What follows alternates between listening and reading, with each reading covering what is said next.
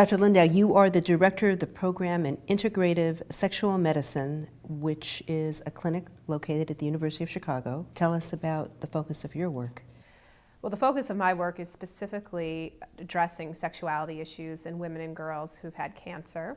We also see some women whose partners have had cancer and who are experiencing sexual difficulties as a result of that. And some of our patients are patients without cancer but who have complex medical illnesses of other kinds. What are the kinds of sexual issues, dysfunctional issues, whatever they may be, that most commonly present for women and of all ages after cancer? Women with cancer commonly present with pain associated with intercourse. So that pain can be prohibitive, such that a woman's no longer having intercourse. Many women have intercourse despite the pain, and that can affect their sense of satisfaction with sexuality, their libido. There's a kind of a cascade of problems that come with pain. Sometimes the underlying problem that causes pain is vaginal dryness, very commonly in fact. And the vaginal dryness is a consequence of loss of the normal circulating hormones, especially estrogen, which keep the vagina moist and well lubricated. If a woman cannot take estrogen supplementation, what about the use of topical, isolated to, just the vaginal area? There are a number of products that have been marketed over the counter for women to use to address vaginal dryness. There are two main classes of these products: moisturizers and lubricants. So I want to first tell you about moisturizers. Moisturizers are products that are meant to be used every couple of days on a maintenance basis. Moisturizers are not a very effective product to use at the time of intercourse. That's when we want to use lubricants. So a woman who has really troublesome vaginal dryness, we might try moisturizer every couple of days as a maintenance therapy, and then recommend when she's having sexual intercourse that she try any one of a variety of lubricant products. And there are several classes of lubricants that can be used. What about if a woman wanted to use the estrogen ring or estrogen supplementation that's topical that isn't absorbed systemically? There is topical cream that contains estrogen, or that can be compounded to contain estrogen, that can be used on the vulva, on the outside of the vagina. And that itself alone can be quite effective. We don't have good studies to know how much of that estrogen is absorbed into the bloodstream and therefore systemically, but we would expect that it would be much less than if a woman were to take an oral pill or even use a product inside the vagina. The products that can be used inside the vagina include a ring that releases small amounts of estrogen, and a tablet, and cream that can be used inside the vagina. And I think one of the confusing issues that we haven't sorted out well yet is separating the vagina from the vulva as two different organs, and knowing when we could get away with just a little bit of vulvar estrogen and then moisturizers and lubricants for the vagina, and when a woman really needs that additional estrogen inside the vagina. We need to understand this better.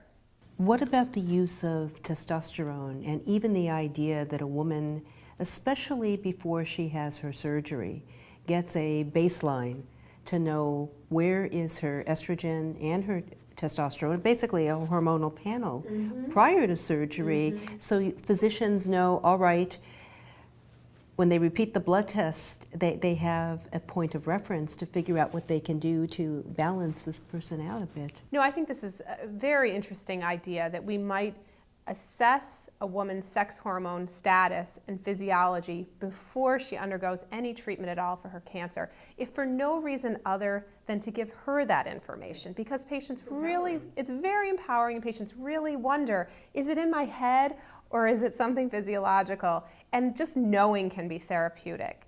One of the challenges in women is that measuring testosterone is tricky. The testosterone tests that many labs use are meant for men, where the testosterone levels are several-fold higher.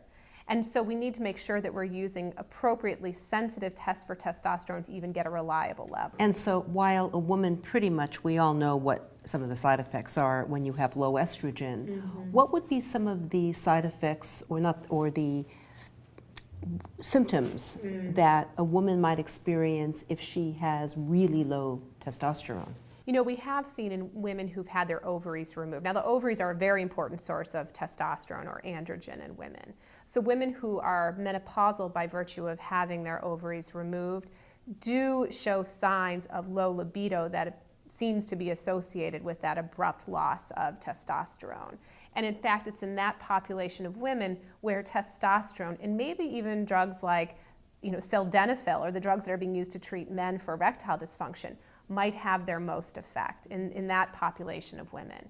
So, while I hesitate to ever say there's a solution out there that we should never use for anyone, I think that we need a better understanding about the risk-benefit profile of testosterone for women with and without cancer to treat libido issues. Dr. Lindau, the woman who's about to go in for prophylactic intervention, let's say, to have her ovaries removed, she's BRCA positive.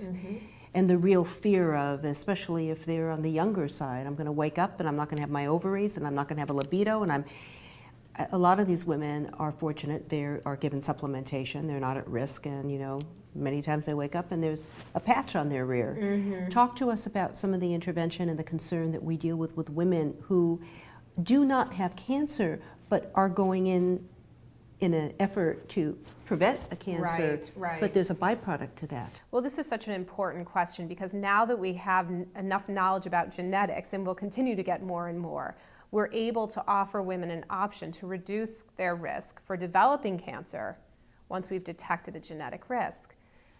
Sometimes that can be between a rock and a hard place problem, right? So the two options are do nothing and be at high risk for developing cancer, and do something which involves essentially castration, removal of the ovaries, removal of the breasts potentially. And these can be this is not a great choice for women who find out that they are at elevated risk. Sexual concerns are a major reason why women choose not to go forward with therapies that can be used to reduce their risk for cancer, even once they've been diagnosed with a genetic risk. In this population of women, it seems plausible that some degree of estrogen therapy and perhaps some degree of testosterone therapy might be beneficial.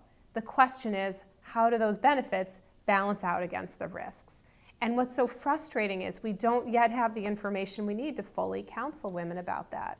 So as you speak to this, I guess my closing thought with you would be that prior to starting treatment, prior to having surgical intervention for even prophylactic reasons, there needs to be, I believe, a discussion between patient and doctor about issues of sexuality. And for the patient with cancer, the medical oncologist before treatment starts.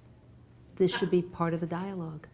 It is 100% true that physicians must talk with women who are undergoing treatment for cancer. Most of the time, it's breast cancer or gynecologic cancer or another cancer type that's affecting her sexual organs directly. It's essential that we talk to women about the sexual implications of their cancer. Which means we have to get doctors comfortable. We do. Especially male doctors. It does seem from the literature that female doctors are more likely to broach this issue than male doctors. One of the challenges is, to give male doctors some credit, we don't have the same array of options for treating women with sexual problems as we do for men. So when we have more treatment options, my hope is that male and female doctors will do a better job at talking about these issues with patients. Until then, we cannot be silent because the consequences of not addressing this issue are really lifelong. It's just not acceptable. Obviously, we could go on a very long time, and I wish we had more time, so we're going to have to make more time in the future. Thank you. Thank you for what you do. Oh, thank you. Thank you for what you do.